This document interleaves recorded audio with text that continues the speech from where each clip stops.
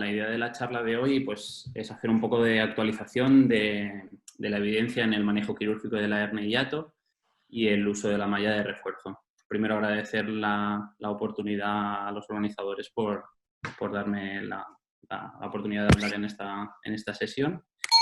Y para empezar, este va a ser el índice que voy a seguir a lo largo de la charla.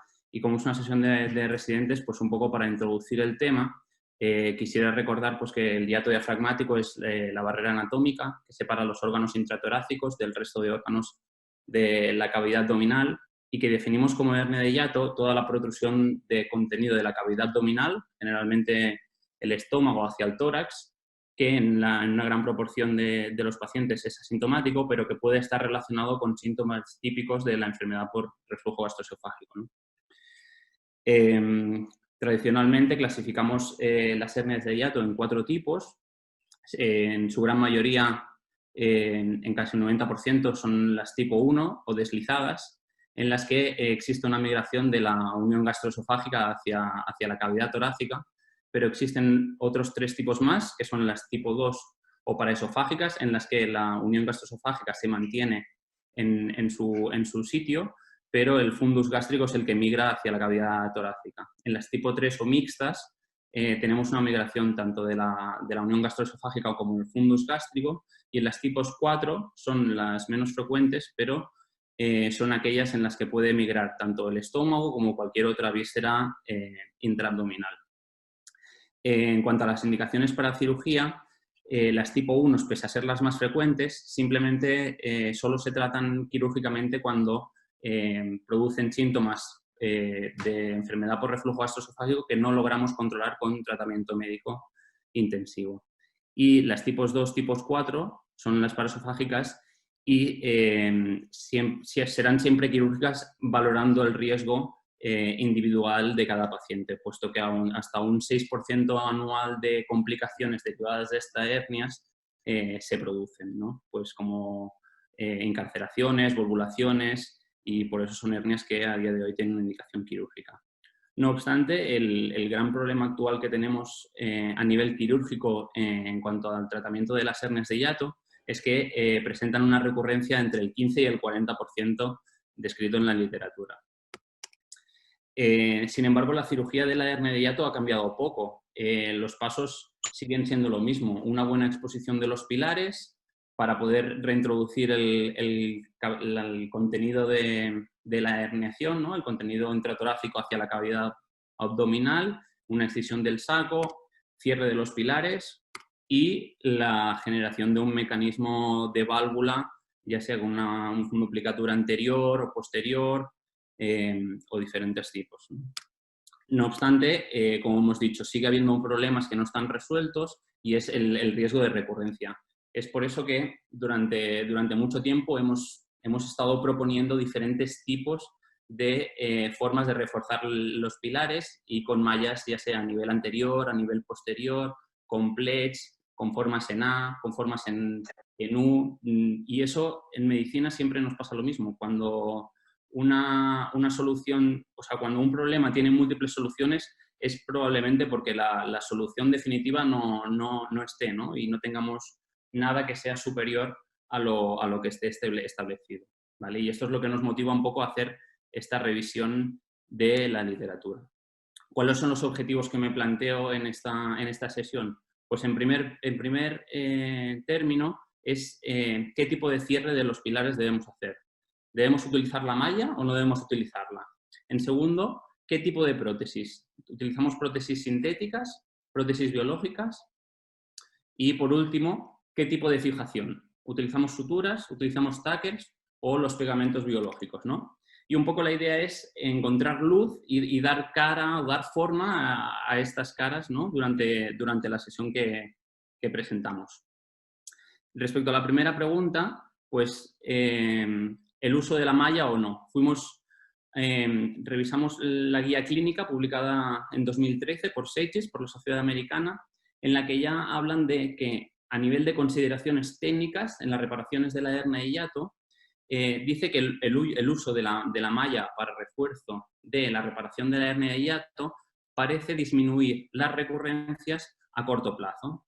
Sin embargo, y esto lo habla con una evidencia fuerte, sin embargo, en el siguiente punto ya nos dice que tenemos una evidencia insuficiente sobre recomendar a favor o en contra del uso de las mallas a largo plazo en la reparación de la hernia de hiato. ¿Y en qué se basa el artículo de Seiches? Pues en estos tres estudios randomizados. El primero es de Franchides, publicado en 2002, donde los criterios de inclusión que utiliza son unas hernias de hiato grandes, con un defecto de más de 8 centímetros. Utiliza unas mallas de PTFE para reparar y reforzar el hiato, fijadas con staples, con grapas. Y en cuanto a los resultados, los sigue durante 3 años y parece que hay una evidencia significativa a favor del uso del refuerzo con malla, ¿no? Puesto que no aprecian ninguna recidiva frente a un 22% en el grupo control y no presentan ningún tipo de complicaciones en relación a la malla. Más adelante, en 2005, Granderat publica una serie de 100 pacientes tratados por reflujo gastroesofágico en los que refuerzan los pilares con una malla de poliproleno y vuelve a demostrar de una manera estadísticamente significativa cómo el refuerzo de los pilares con malla disminuye el riesgo de recurrencia a corto plazo de la hernia de hiato.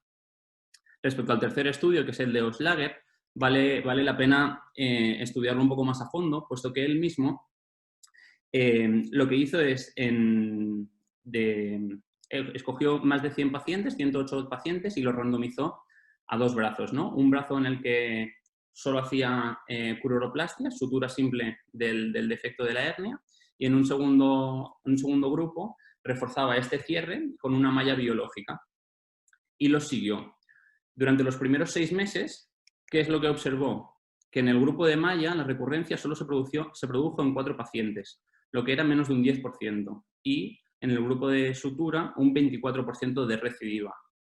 Esto lo publiqué en un primer artículo y parecía que esto era fantástico, que la malla había solucionado el problema de la recurrencia en la hernia de hiato. Sin embargo, él mismo, 5 años después, siguió a sus pacientes y observó que ambos grupos, tanto el de la malla como el de la sutura, tenían una recurrencia de más del 50% a los 5 años de seguimiento. Con lo cual, él mismo publicó un nuevo estudio donde dijo esto probablemente no sea la solución definitiva. Si bien es criticable que en su seguimiento a los 5 años tan solo un 60% de los pacientes que fueron incluidos inicialmente son los que consiguió mantener en el estudio. Pero ya nos empieza a abrir el debate de que parece que la malla no acaba de solucionar este problema a largo plazo. Más recientemente, en 2017, vemos una revisión sistemática y metaanálisis publicado por Zhang en Surgical Endoscopy, donde nos incluye 11 estudios cuyo primer outcome fue la recurrencia de la hernia de hiato. Y a nivel de los outcomes secundarios, pues hablaba un poco de complicaciones, mortalidad, calidad de vida, remisión de los síntomas asociados al reflujo gastroesofágico. Y como podemos ver, pues ambos en el estudio, pues se incluían más de 700 pacientes tanto a nivel de malla, reparación con malla, como sutura primaria. En el forest plot vemos cómo a nivel de resultados la reparación con malla parece disminuir el riesgo de recurrencia a corto plazo en nuestros pacientes. Y más así, si hacemos un análisis por subgrupos de estos pacientes, vemos que a mayor defecto en la hernia de hiato, más favorece la reparación con refuerzo con malla en estos pacientes, siendo más significativo cuanto más grande era el defecto, ¿no? Con las conclusiones, pues sí que es verdad que en esta revisión se incluyen estudios que en su gran mayoría son no randomizados. Hay mucha heterogeneidad, tanto en los criterios de inclusión del estudio como en la colocación, en la reparación misma, ¿no? El tipo de malla, la forma, la fijación, y parece que hay poco seguimiento en las series publicadas. En un segundo artículo de revisión y metaanálisis, vemos cómo se incluyen nueve estudios con una serie de casi 1000 pacientes que vuelven a refutar un poco esta evidencia, ¿no? El refuerzo de los pilares con malla parece reducir la recurrencia de la hernia de hiato a corto plazo, sin aumentar el riesgo de reoperación o complicaciones en nuestros pacientes, ¿vale? Con lo cual parece que le podemos poner una cara feliz a esta primera respuesta, porque parece que la evidencia nos reafirma o nos apoya el uso de la malla en la reparación de la hernia de hiato. En cuanto a la segunda pregunta, ¿debemos utilizar una malla sintética o una malla biológica? Encontramos este estudio publicado por Watson, que estaba muy bien diseñado, en el que casi más de 120 pacientes los randomizaba en 3 grupos, según si iban a un grupo de sutura simple o una malla absorbible o una malla no reabsorbible. ¿Qué es lo que vio? Que clínicamente no había diferencias en el seguimiento entre los grupos y todos los grupos tenían una buena satisfacción de la cirugía.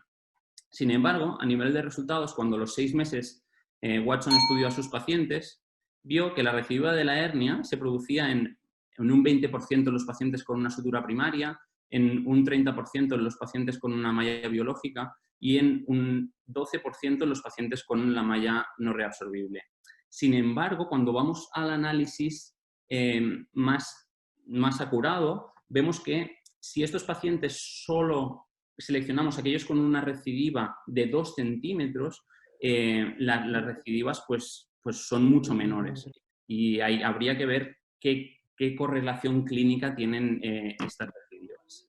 Sin embargo, a nivel de complicaciones sí que vemos diferencias. Las mallas no reabsorbibles pues tienen disfagias que implican reoperaciones antes de los 30 días, tienen reparaciones muy estrechas a nivel del hiato, que producen dificultad al tragar, y esto pues hace dudar un poco más el uso de mallas no reabsorbibles en el hiato.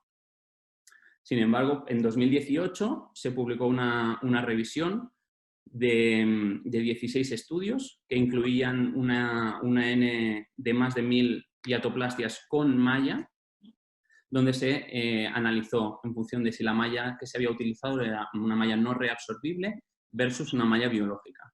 A nivel global, ¿qué es lo que podemos ver? Que la recurrencia, en los casos en los que se utilizaba una malla sintética, en torno al 7%, versus cuando esta era una malla biológica, la recurrencia era del 16%. Y esto era una diferencia estadísticamente significativa. A nivel de complicaciones, bueno, un 5% de los pacientes presentaron complicaciones en la malla sintética, 11 casos en total, versus 5% a nivel de la biológica.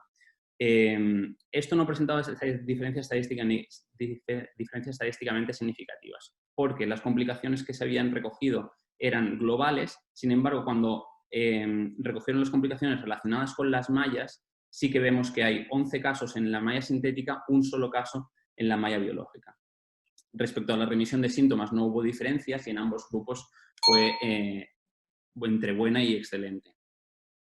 Aún así, cuando analizamos por subgrupos esta colocación de malla, vemos que a nivel de la malla sintética, en la malla de PTFE, el ratio de complicaciones era excesivamente elevado, con más de un 15% de complicaciones relacionadas con la malla de PTFE.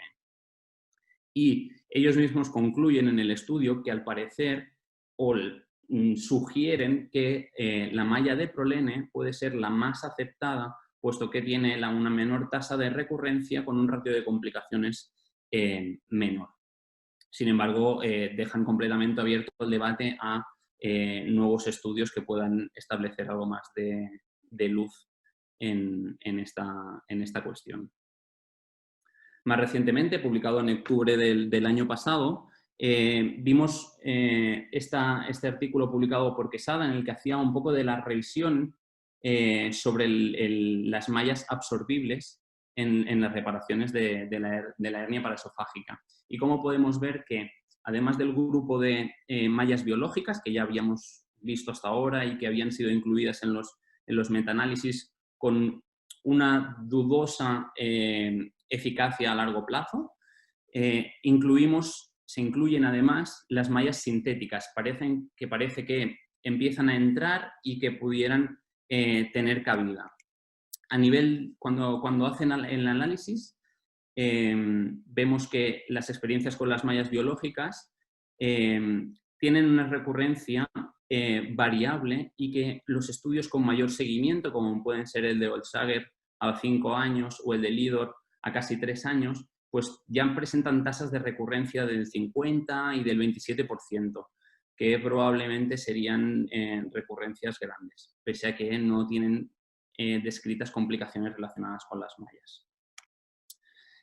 ¿Qué pasa con las mallas sintéticas reabsorbibles? Pues que en lo que hay publicado hasta ahora, con series de 100 pacientes, vemos que todos los estudios publican una recurrencia de la hernia de hiato menos del 10%, con seguimientos pues, que se alargan entre los 2-3 años. Con lo cual, ellos concluyen que, bueno, parece que estas mallas biológicas sintéticas pueden tener, absorbibles sintéticas, pueden tener unos buenos resultados a corto plazo con un perfil de seguridad para el paciente, puesto que no presentan o no hay descritos muchos casos de complicaciones relacionadas con las mallas, pero que se necesitan más estudios para valorar las recurrencias a largo plazo. Con lo cual nos quedamos con una cara un poco dudosa en este término, porque, bueno, parece que sí malla, pero necesitamos más estudios para acabar de esclarecer qué tipo de malla. Si realmente las mallas absorbibles sintéticas tienen cabida en estas reparaciones o debemos buscar otro tipo de solución, otro tipo de malla ideal para reparar o reducir las recurrencias de la hernia de hiato. Y por último, respecto al tipo de fijación de la malla, pues a día de hoy no he encontrado en la literatura ningún tipo de revisión sistemática ni metaanálisis realizado en humanos. Sí que he encontrado series de casos publicados respecto a la fijación de las mallas con TACERS. En este artículo se publican 23 casos de taponamiento cardíaco tras reparación de hiato y fijación de las mallas con TACERS. 12 de los 23 pacientes fallecieron, lo que se acerca al 50%. Con lo cual, si hay un mensaje claro en este objetivo, es que no hay que utilizar los TACERS para la fijación de las hernias, para las mallas en la reparación de la hernia de hiato. Con lo cual, nuestra última cara no parece que nos alegre mucho el día, ¿no? Para acabar, ¿cuáles son los mensajes para llevarse a casa? Pues que la indicación de las cirugías de la hernia de hiato se basa en hernias de hiato tipo 1, siempre que sean sintomáticas y que no reduzcan, que no mejoren los síntomas con un tratamiento médico intensivo. Y las hernias de hiato tipo 2, tipo 4, grandes, en función de las características del paciente y valorando siempre el riesgo quirúrgico. Que actualmente se recomienda un abordaje laparoscópico para la reparación de la hernia de hiato, el cierre de los pilares siempre de manera sistemática, con puntos sueltos de material no reabsorbible y multifilamento, y que el refuerzo de los cierres de pilares con malla ofrece una menor recurrencia a corto plazo. No disponemos evidencia científica suficiente que demuestre la superioridad de un tipo de malla, ya sea reabsorbible, ya sea sintética, en el refuerzo de la hiatoplastia. Las mallas sintéticas reabsorbibles muestran bajas tasas de recurrencia y complicaciones asociadas, y no existe evidencia científica en la literatura para recomendar un tipo de fijación en la malla de manera sistemática. Y esto es lo que puedo decir. Muchas gracias. Seguro, perfecto. Probablemente tú primero, Ricard, ¿no? Que tienes el tiempo un poco justo. Sí, gracias, Gaby. Bueno, en primer lugar, sí, felicidades, Sergi. Me ha gustado mucho la presentación y la verdad has hecho una revisión muy exhaustiva, y el flujo de tu presentación, pasando punto por punto las controversias del tema que nos ocupa, lo has hecho de forma excelente. Por lo tanto, te felicito, ¿no? Yo solo quiero comentar unos 6 puntos que aquí me he ido apuntando en el bloc de notas.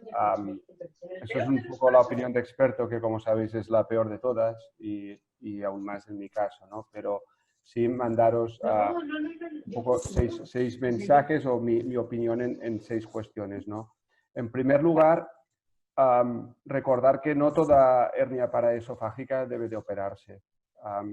Yo creo que es muy importante evaluar qué tipo de paciente tenemos y en función de ello el criterio del cirujano decidir si asume el riesgo de operar un paciente de edad avanzada con una enfermedad sistémica, sabiendo que el riesgo de complicaciones en este tipo de cirugía es del 2-3%, con lo cual es el primer punto que también hay que considerar. Segundo, si cerrar o no, si colocar malla o no, pues como todo en la vida dependerá de si puedes cerrar con o sin tensión el hiato. Mi conducta es, si puedo cerrar, no colocar malla. En tercer lugar, ¿qué tipo de malla? En aquellos casos que he de colocar malla, yo y Sergi, eso yo creo que lo ha destacado en uno de sus últimos estudios, yo me siento más cómodo con las biosintéticas, y la BioA creo que es quizá las cuales me han dado unos mejores resultados. Son aquellas que tienen esa forma como de U y que te queda sobre todo la parte posterior del hiato perfectamente cerrada. En cuarto lugar, yo creo que sí que hay que añadir un mecanismo antirreflujo, pero evidentemente una funduplicatura parcial para no provocar cuadros de disfagia o pseudoacalasia postoperatoria. Y sí, ya en último lugar, cerrar siempre con puntos no reabsorbibles. Olvidarse de tacers, que eso creo que está absolutamente contraindicado. Y creo que con eso era un poco mi resumen, que es un poco redundante con su presentación y que yo creo que sería lo que a mi juicio es razonable. Gracias y felicidades de nuevo, y felicidades también a Carlos y al grupo de Manresa por esa fantástica iniciativa. Gracias. Yo estoy completamente de acuerdo con todo lo que ha comentado Ricard, y también quería decir que quería felicitar al grupo de Altaya Manresa, porque me parece que esta es una iniciativa excelente y que ya que está aquí deberíamos hacer el esfuerzo de mantenerla, hacerla periódica, porque es una muy buena forma de conectarse y de aprender y de crecer todos juntos. Así que mi enhorabuena a todo el grupo. Y segundo, transmitirle a Sergi que me parece que ha hecho una revisión muy buena, muy organizada, actualizada, basada en evidencia científica lo más sólida posible, y que ha hecho un muy buen esfuerzo por cortarnos una historia coherente en un tema que puede ser bastante complicado a veces de transmitir. Así que por ese lado, muy bien, mis felicidades. Yo quería comentar sobre un par de cosas. Hemos dicho y ha quedado muy claro cuándo está indicado operar una hernia de hiato o no. Con respecto a cuándo utilizamos una malla, es muy fácil saber que si el defecto es muy grande y podemos ver de que no cierra sin tensión, ahí podemos intuir de que hace falta colocar una malla. Pero también es importante tener en cuenta la calidad del tejido de que tenemos que afrontar. Y si durante la disección vemos de que no se ha preservado muy bien el peritoneo o la fascia a nivel de los pilares, y no tenemos un buen tejido para mantener una buena tensión, hacer el cierre del hiato, pues también deberíamos considerablemente pensar en utilizar una malla. Cuando se describen técnicas para colocar una malla a nivel del hiato, Sergi lo mostró en su presentación, están propuestas mallas que son en forma de U, mallas en forma de H, mallas que se utilizan como un puente a nivel del defecto, y lo que sigue siendo controversial, cuál es la disposición ideal, pero lo que es cierto es que utilizar una malla como puente en el defecto es el tipo de reparación que está asociado a mayor número de lesiones esofágicas, con lo cual lo que sabemos es que colocar una malla como puente en ese defecto es lo que no deberíamos hacer. Lo otro, es cierto que desde el punto de vista científico, el seguimiento a largo plazo es bastante limitado, tanto en estudios randomizados como en estudios, revisiones sistemáticas, porque la pérdida de pacientes a nivel de seguimiento es bastante significativa. Pero dentro de todos los estudios que habló Jordi, está un estudio en el cual hacen un seguimiento radiológico a los 5 años. Y es cierto, esto para las mallas biológicas, y es cierto que si vemos el porcentaje de recidiva, llama la atención, es significativa, pero tenemos que saber que es una recidiva que en la gran mayoría de los pacientes es asintomática y que no necesita de ninguna reintervención para solucionar el problema.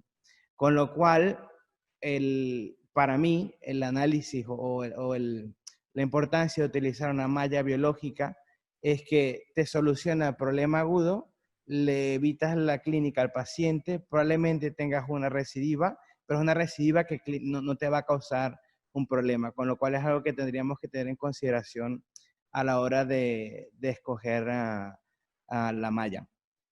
Y por último, es cierto de que, bueno, ya sabemos un poco cuándo hay que operar la hernia, probablemente cuándo hay que colocar una malla y cuál es la malla que probablemente hace menos daño, ¿no? Al hacer la reparación de la hernia. Pero es que son productos que son muy costosos y a veces tenemos que asumir, realizar la cirugía y no tenemos el material y tenemos que saber qué otras estrategias podríamos utilizar para solucionar este problema. Y en esos casos, lo que tendríamos que tener en cuenta es que se pueden hacer dos cosas. Se puede disecar el estómago y el esófago, y si no es posible cerrar el diafragma de forma satisfactoria, pues tener en cuenta hacer la fundoaplicatura y aplicar una gastropexia a la técnica, bien sea dando puntos de la pared del estómago a la pared abdominal o utilizando gastrostomías de fijación temporánea. Y eso es el aporte que quería hacerle a ustedes. Felicidades, de verdad.